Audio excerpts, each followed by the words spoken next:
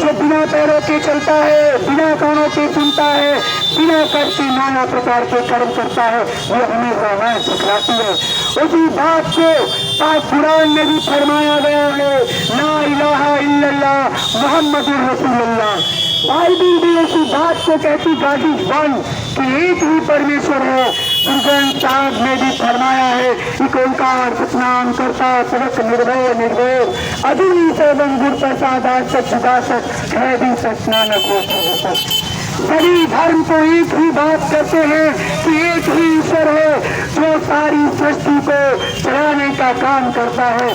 फिर मुझे ये बतलाइए, हिंदू, मुस्लिम, सिख, जैन, पारसी ये सब कौन से ग्रंथ में लिखे हैं? गीता में भगवान श्री कृष्ण ने कहा है, वह है कुटुंबकम परिवारम, सारा संसार भगवान वासुदेव की संतान है। तो मुसलमान कहाँ से आ गए, जैन कहाँ से आ गए, पारसी कहाँ से आ गए? किसान, मजदूर, नौजवान, उनकी प्रेम सौहार्द से चलता है। बाग में सैकड़ों प्रकार के फूल होते हैं, सैकड़ों प्रकार के पेड़ होते हैं, वो बगीचा अच्छा लगता है। जिसमें सिर्फ एक ही प्रकार के फूल हो, वो बगीचा किसी काम का नहीं। नरेंद्र मोदी जी, आप इस देश को टुकड़े टुकड़े करने की जो आपकी साजिश है, हिंदू और मुस्लिम को आपस में लड़ाने का जो आपका प्रोपेगेंडा था, वो दिल्ली के अंदर किसानों ने बैठ करके आपके सारे प्रोपेगेंडा को खत्म कर दिया है। किसानों के आंदोलन में मुसलमान आटा गूंथ रहा था, तो सिख रोटियां सेक रहा था, तो हिंदू समाज के लोग उन रोटियों को परोसने का काम कर रहे थे। जिन किसानों नौजवानों को आप लड़ाने का काम कर रहे थे, दिल्ली के अंदर वही किसान उन देश की जवान, देश की सिपाहियों को खाना खिलाने का काम कर रहे थे।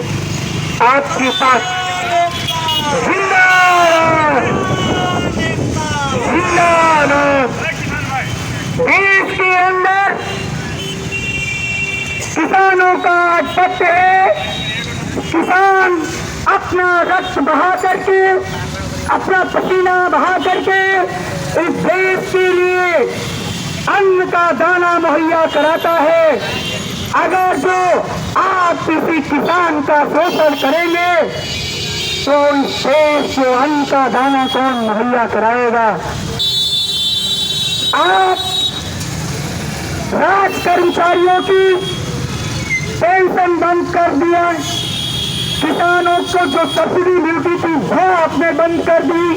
मैं पूछना चाहता हूं, आप सांसद और विधायकों की पेंशन कब बंद करेंगे? उसके लिए ना तो आप कोई बैठक करेंगे, ना तो आप सबसे ज्यादा इस देश का शोषण और दोहन करते हैं, तो वो है विधायक और सांसद। लाखों रुपए उनके ऊपर खर्च होता है और कहते हैं कि मैं जनता का प्रतिनिधि हूं। अरे नेता तो वो होता है जो जनता का नेतृत्व करे, नेता वो नहीं होता जो भीड़ में आकर के भाषण दे और चला जाए। देश में आगे चल करके आने वाली पीढ़ियों को ये भी बताया जाएगा कि हिंदुस्तान में एक ऐसा प्रधानमंत्री हुआ था जो सुबह से लेकर के शाम तक झूठ ही झूठ देश की जनता को परोसने का काम करता था। वो प्रधानमंत्री कोई और नहीं होगा, आप होंगे श्री नरेंद्र मोदी जी। श्री योगी आदित्यनाथ जी, आपको लोग महात्मा कहते हैं। महात्मा का मतलब ये होता है महान महात्मा। लेकिन मैं पूछना चाहता हूं, वो योगी आदित्यनाथ कहाँ मर गया जो मुख्यमंत्री बनने के पहले लोगों की पीड़ा को सुना करता था, गोरखपुर के अंदर लोगों की आवाज बना करता था। आज वो योगी आदित्यनाथ कहाँ है? मैं चाहता हूं कि आप पुराने योगी आदित्यनाथ बने और महात्मा बने। इन किसानों का जो उत्पादन का न्यूनतम समर्थन मूल्य है, उसके लिए आप भी एक लेटर प्रधानमंत्री जी को लिख कर लिए दें और ताकि किसानों की एमएसपी